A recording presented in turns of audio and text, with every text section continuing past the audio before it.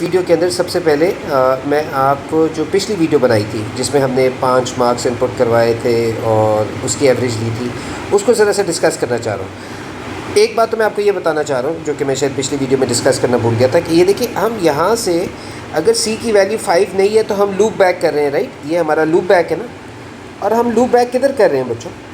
हम इस पॉइंट पे कर रहे हैं। याद रखिए, अगर हम गलती से लूप बैक इधर कर लेते हैं, अगर हम गलती से लूप बैक इस पॉइंट पे कर लेते तो फिर क्या होता? जब भी हम लूप बैक करते C की वैल्यू 0 हो जाती, टोटल की वैल्यू 0 हो जाती, राइट।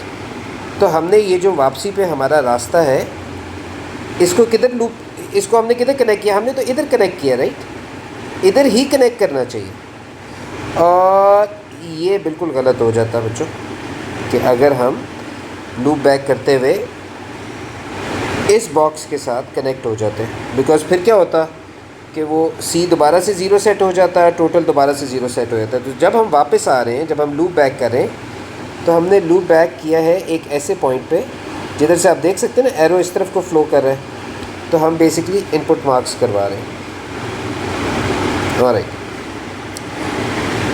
दूसरी बात मैं क्या करना चाह रहा था, अगर आप इसका फ़्लो देखें तो इसका फ़्लो कैसे बनता है।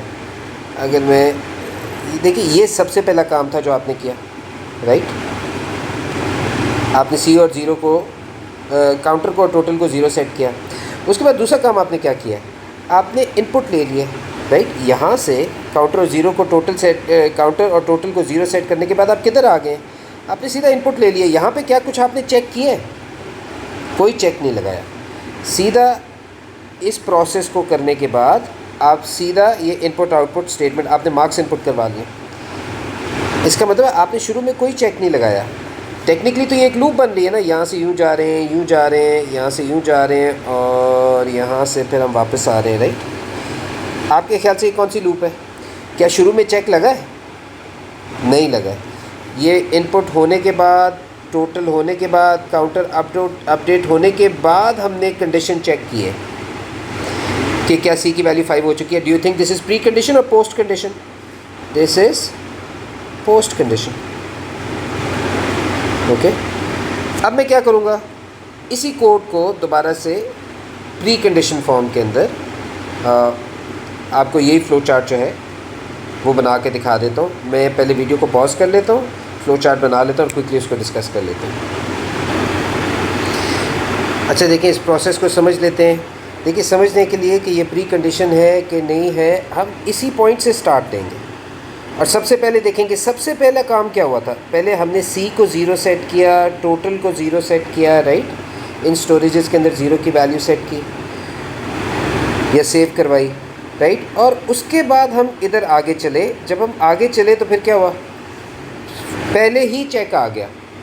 अभी हमने कोई इनपुट भी नहीं करवाई, राइट। पहले ही एक चेक आ गया कि क्या C की वैल्यू 5 के बराबर है। If the answer is no, तो फिर हमने क्या किया? हमने मार्क्स इनपुट करवाए, हमने काउंटर को अपडेट किया, टोटल को अपडेट किया, और फिर वापस लूप बैक कर लिया। हम वापस आ गए इस बॉक्स पे। जब इस बॉक्स पे वापस आए, दोबारा से सवाल पूछा गया कि क्या C की वैल्यू 5 है। अगर आंसर नो होगा तो हम फिर क्या करेंगे? दोबारा इस सारी सीक्वेंस के थ्रू गुजरेंगे। बट अगर हमारा आंसर जो है येस हो गया तो फिर हम क्या करेंगे?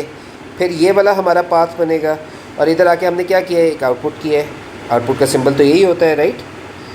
और आउटपुट किया टोटल डिवाइडेड बाय 5, और उसके बाद हमारा एल्गोरिथम स्टॉप हो गया। तो देखिए, ये डिफरेंस है प्री कंडीशन और पोस्ट कंडीशन के अंदर। ओके,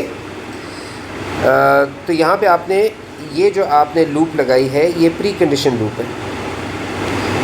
पहले कंडीशन चेक होगी, उसके बाद लूप रन करेगी, राइट। ऐसे हुआ था ना, यहाँ से हम जब आए थे तो शुरू में ही पहले कंडीशन चेक की गई, उसके बाद इस लूप ने रन किया।